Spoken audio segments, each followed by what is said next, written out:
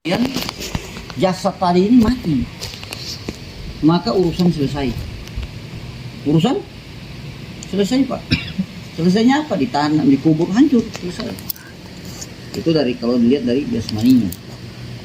Tapi harus taala jasmani ini bisa sembuh kalau dia dibawa kepada yang ahlinya, datang ke tempat yang tepat.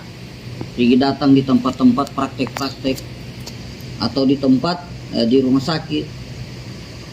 Siapa yang ahlinya ini? Ya ini dokter atau perawat-perawat. Mereka akan kasih resep-resep. Maka kemungkinan jasmani tadi akan sembuh.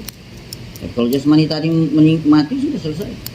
Tapi harus taala kemudian harus taala makanan apa saja yang mau dikasih sama kita ini ketika jasmani kita sakit. Dikasih sate, padahal enak semua kan? Dikasih sate, tidak ada nafsu makan. Dibelikan soto, tidak juga. Sudah dikasih siti lagi, tidak mau juga. Sudah sate, soto, siti dikasih, tidak mau. Karena apa? Jasmaninya tidak sedang bergairah. Maka harus taala jasmani ini hampir mirip, Pak. Rohani ini hampir mirip.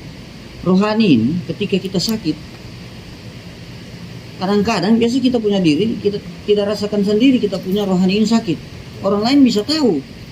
Ini orang ini lebih senang dia baca-baca novel, buka-buka HP, YouTube satu hari. Tapi kenapa tidak baca Al-Quran? Ini menandakan apa? Rohani sedang sakit, Pak.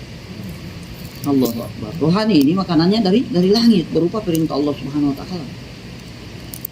Malah sholat sakit, Pak. Rohaninya cuma orang tidak sadar. Allahu Akbar, azan. Tidak senang-senang saja dia. Paling-paling ada bahasanya. Dia berhenti bekerja, ditanya, kenapa berhenti kok bekerja? Ada azan, menghormati. Karena dia Islam, Pak. Menghormati katanya. Maka harus taala rohani kita sakit ini. Kadang-kadang orang lain yang tahu. Bisa juga dilacak sama diri sendiri. Kalau kartun kan so pintar melacak.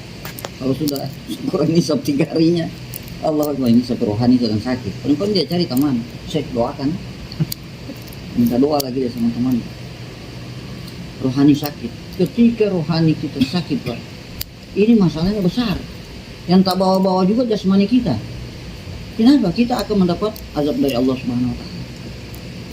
Ya, tak bawa-bawa, Pak.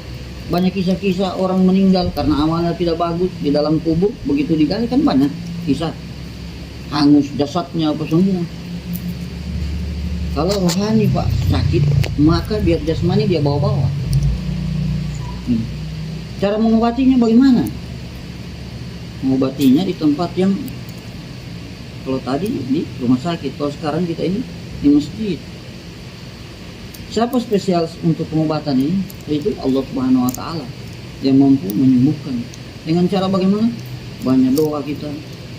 Kemudian kita banyak membicarakan masalah perkara iman. Kalau tidak bicara, kita banyak mendengarkan masalah orang mau bicara masalah iman. Maka insya Allah iman kita ini akan naik. Apalagi kalau yang bicara itu ulama.